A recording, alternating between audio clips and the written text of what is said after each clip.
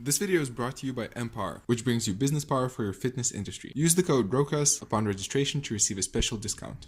Hey everyone, I'm very happy to be here with Marius, who is experienced in boxing, has some MMA background and some sports degrees. So maybe so I wouldn't mess this up, I'll ask him for a short background. Yes, all right. So I've got a degree in sports and exercise sciences with physiology from the University of Leeds.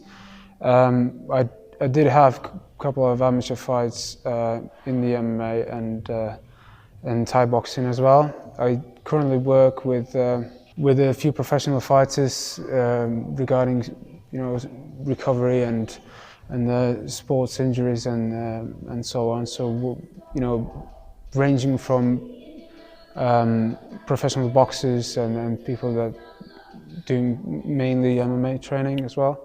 So I was lucky enough to experience a bit of the coaching, the teaching from Marius in terms of boxing. But as we were working together, we talked about traditional martial arts and modern martial arts, and I found the insights that he shared very, very valuable. So I just wanted to talk shortly about that together. So how do you feel?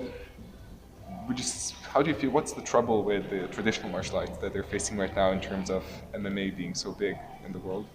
Right, so I think first of all we have to start at the beginnings of MMA, and I mean, I'm not sure if most of your viewers have an idea how it started. Mainly it was Gracie brothers that adapted traditional Japanese jiu-jitsu, and they basically developed a martial art which is called Brazilian Jiu-Jitsu now, with loads of submissions, and they literally believed that that was the best martial art in the world, most effective martial art, and they wanted to prove it, so they put together this tournament that was called Ultimate Fighting Championship, and it kind of was a freak show because you would get people that were doing different kind of martial arts, and I think in UFC 4 you had a boxer guy that was wearing one boxing glove, and then he had no glove on his left hand. I mean, it was weird, but you would get different people from different backgrounds and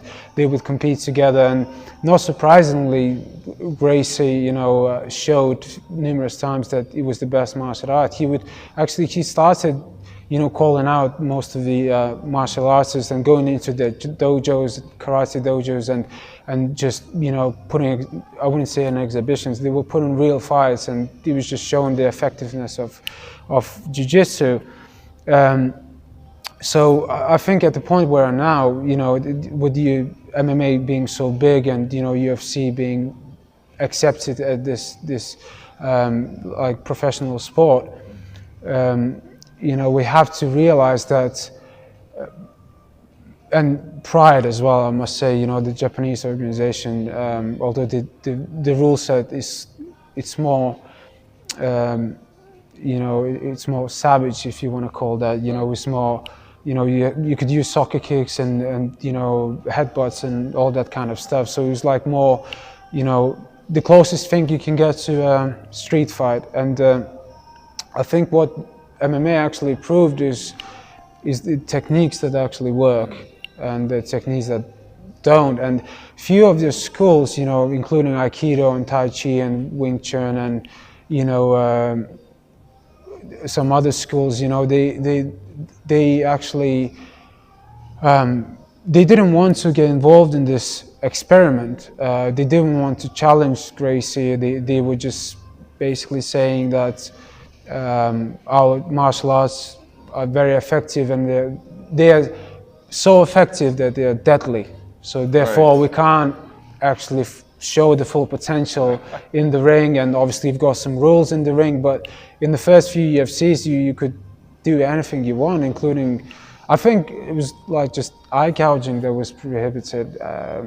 So I mean, and I think the issue nowadays is that they became kind of cult, if I want to be blunt, and they became very, how can I say this? They became very careful of what they're presenting to the public. So very secluded. It was almost like they don't want to take any risks. And I think the recent events in China when this MMA fighter, and I don't even think he's a high-level athlete, he called out this Tai Chi master, and I mean, he beat him in 17 seconds or something like that, crazy. And I think, he had to go into hiding, basically, because all the Tai Chi, I want to say cult,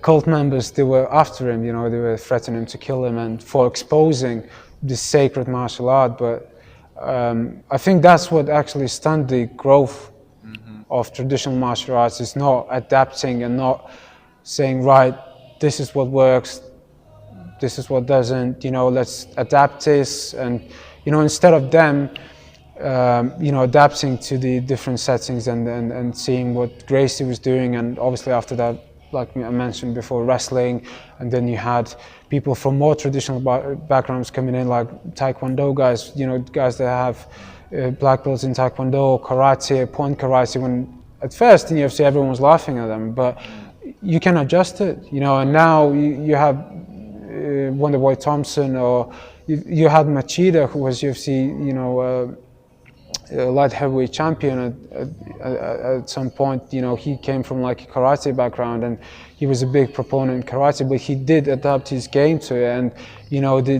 some movements and some styles, they can be adapted very efficiently, and it presents with a lot of issues for your opponent. So I think, going back to the question, sorry for the rant, I think,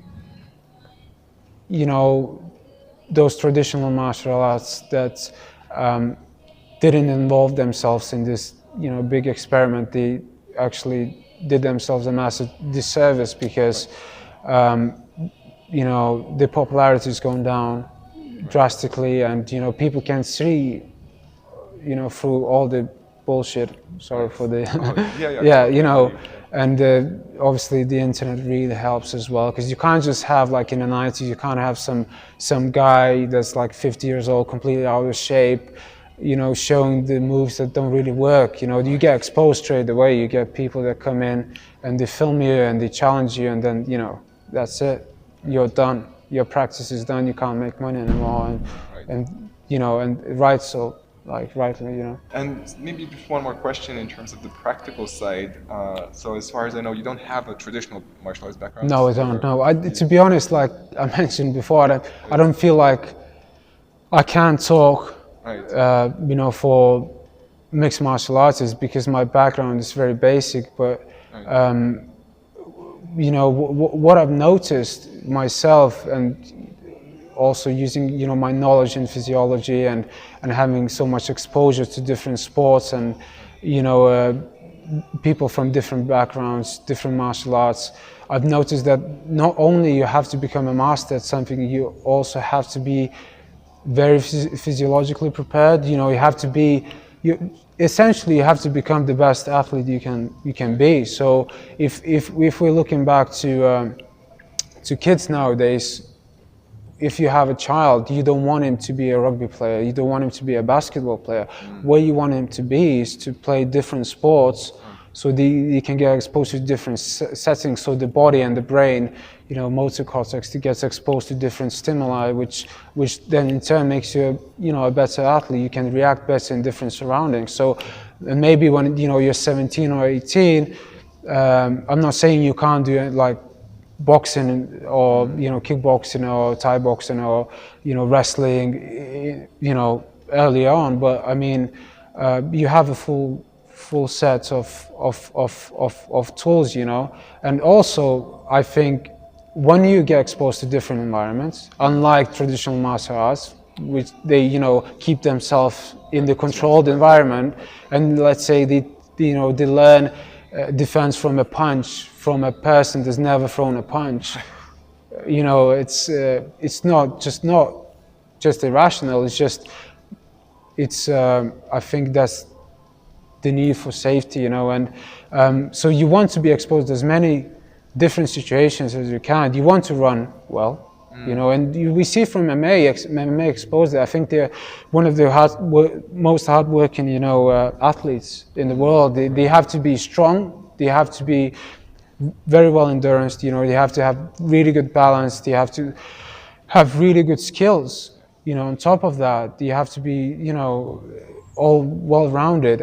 I know there's always, you know, the side of being a specialist, like, you know, Mayweather or, you know, or Holyfield or whatever, you know, just a boxer. But I mean, when it comes to martial arts and effectiveness of defending yourself, I think, you know, that stuff works, you know, and it all depends on the setting, like we talked before. It all depends on the situation that you're in and what you're trying to achieve. So, yeah, I mean, if I give an example, and you know, the most famous fight of the century, I think, you know, Floyd Mayweather against Conor. I mean, there was always a chance that Conor can win. He's always had a punching chance, at least, you know, 10 or 5%. And he was presented Floyd with very awkward style. And whatever you think of the fight, if it was fixed or not, everyone knows that if that was the other way around, Yeah, it would be, you know, it would be 99% chance, Right. like, you know, 100%, I must say, you know, so you can't escape that. You can be a specialist at certain things, but you still have to have some kind of knowledge and background. And I mean, if you look at the best boxer in the world, Lomachenko, I mean, he started boxing from a young age, you know, but he also did loads of gymnastics. He's doing loads of, you know, motor coordination work, you know, he's doing loads of different stuff to become a better boxer, you know. So I think it just showed how important your well-roundedness is at everything nowadays. If you would have to give an advice to a person who feels like,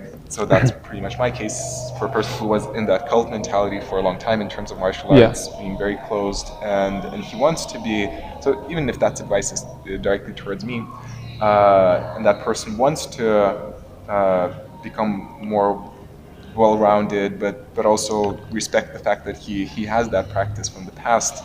So what would you offer? What would be the basic things that a person would need to go through to become? Well, you see, I can't offer anything, right? I'm just talking. Sure. But in my opinion, my personal opinion, and I might be wrong, because it's okay to be wrong, Sure. right? Totally, yes. It's completely fine. If you invested so much time into one martial art, and in your case it was Aikido, and you realized, you know, again in an experiment, Yeah. you know what, I was fooled for the last whatever years, 15 years, I was pretty much played with, you know, and what you have to do now, you just have to reset. You have to realize, right, I do need knowledge of striking. Like, even, you know, when we worked early on, like, even your natural, you know, habit was just turn away from the punch. You kind of have that in a fight, you know, whatever it is in the street, or, I mean, it's very unlikely. We're in the safe, you know, we're living in the safest time ever. Yeah. So it's very unlikely that you're gonna fight in the street, but just for the sakes of it, you know, better safe than sorry, right? Sure. Right. So I would say, you know, you have to take a boxer and learn, you know, boxing stuff from him. You know, you have to learn how to move like a boxer in order to understand, right? You also have to take a wrestler as well, and jiu-jitsu practitioner, or just, you know, maybe go to a gym that's very well rounded regarding the MMA, you know, see what works, and then you have to pull back and say, right, okay, so I invested so many hours into this thing that, you know, proven to be like quite ineffective, you know. But then you can say, right, okay, what can I take from it? All right, so maybe you can use only 10% of your previous skills, right? But 10% sometimes is a lot. Right. Right. It's, I mean, yeah, it can make a difference, you know. So, you know, you can't just, you know, laugh at those martial arts, because some of them are actually, you know, quite effective, and you could see that in UFC, in the journey of MMA rather. you know, everyone's laughing at some point at Taekwondo guys because they didn't do some striking. But then you got a person that's got, you know, black belt in Taekwondo, but he has all the other basics, and then he's, you know, spin kicking people to hell, you know? And then you got another person that's, you know, a point karate guy that grew up doing point karate, and his timing is so good and it's so hard to get. And he's in and out, and it's so hard to deal with, and you know, he's just knocking people out and giving so much trouble to them because it's just no one's seen it before. So, and you know, obviously you've got one of the greatest fighters ever. You know, Anderson Silva is a big proponent of Wing Chun, and you just find it weird, you know. And from my personal perspective, you know, if it works, it works. Right. Yeah, so he was a big proponent of Wing Chun, and you know, he tried him when he was fighting against, you know, Diaz, and then again you get a person like Diaz who has incredible chin, has incredible stamina.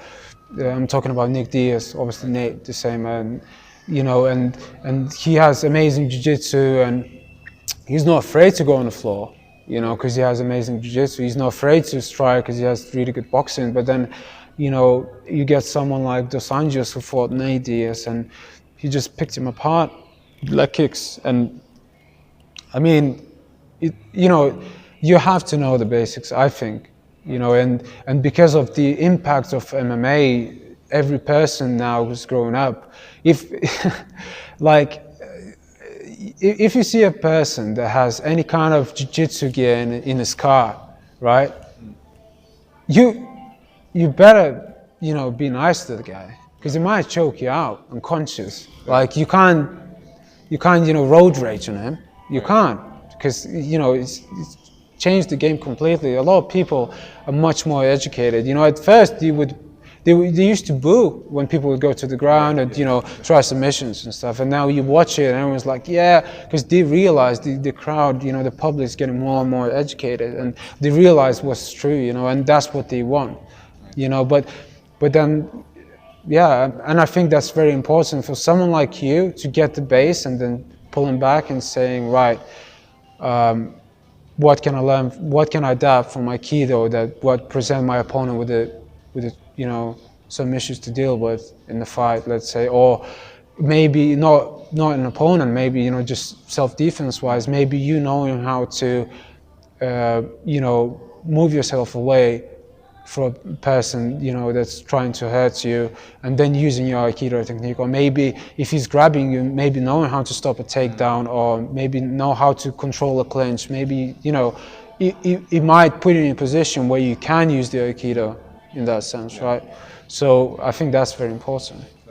So from what you're saying, I'm coming to the conclusion or understanding that I cannot learn Aikido to 100% and then expect to be great because of that everywhere, but it's rather, and to bring that to everywhere, but actually I have to learn the roundedness of everything and then see what I can bring from Aikido there rather than... Yes, to be honest, like if that was me again, if I was 15 years old and I had a choice of what to learn, my Aikido wouldn't be the first choice, you know, because it's not the most effective looking at what it gives you for the time you're spending, you know. Right. Some people are never going to be great at fighting, just it won't, you know, like some people pick things up like that. And I think that's where being a great athlete is, you know, because you can show a guy how to tackle or how to do a takedown or how to punch, and he picks it up in a few weeks and like, Jesus, I've spent years working, right? And he's just doing this. And, you know, but if I was 15, I probably would go back to wrestling, you know, freestyle wrestling or Greek-Roman wrestling, just to feel the control, because I think it's the safest. You know, although you're always on, you know, in the disadvantage because it always starts on your feet, but you have a control where you can take the fight, you know, and then obviously you have to know how to defend against a jiu-jitsu person, because you don't want to take a jiu-jitsu guy down because it's so comfortable in that setting, you know. So and vice versa, you know, like you have to pick, you know, you have to make sure you can you're well-rounded, meaning you have to work on your weaknesses, but you also have to excel at your strengths as well. I think, if you're a brilliant striker, it doesn't mean that, right, I'm going to forget striking now, I'm going to work on my wrestling. No, work on both, right? But your striking is a primary thing, So yeah, and then, you've got physical conditioning as well. So I don't know if that answers your question. I would say for you, because you spend already so much time, that's what I would do. If I had Aikido black belt, I would, and then I suddenly realized, right, this doesn't work. Or maybe works, but I need to adjust it. That's what I would do. I would learn all the basics. I would get comfortable in those different settings, and then I would, put it together. So if we're looking at, the best fighters in the world nowadays, and in MMA, like he's actually fighting, I think this week, is Mighty Mouse Johnson. He's, the lightest weight category MMA practitioner, and he's not perfect at everything, but he's a champion because he flows so well, so he can do everything very well, and it presents people with different, different problems. So, he might not be the best striker in his weight division, but his striking goes so well with wrestling. It transitions so well. People just overwhelmed with, because there's so much stimulus, there's so much different things that can happen. So I think, once you adjust, once you realize how everything works, so how the body mechanics works, how boxing works, and different martial arts, then you can adjust it. But like I said, if you're an Aikido person and you think you're adjusting a defense from the punch using a person that doesn't know how to punch, it's kind of counterintuitive. You have to bring a boxer in and say, right, what I want you to do is punch me in the face. And chances are you will punch in the face the first time very well, right? But then you see where it works, Cool. That's what I think.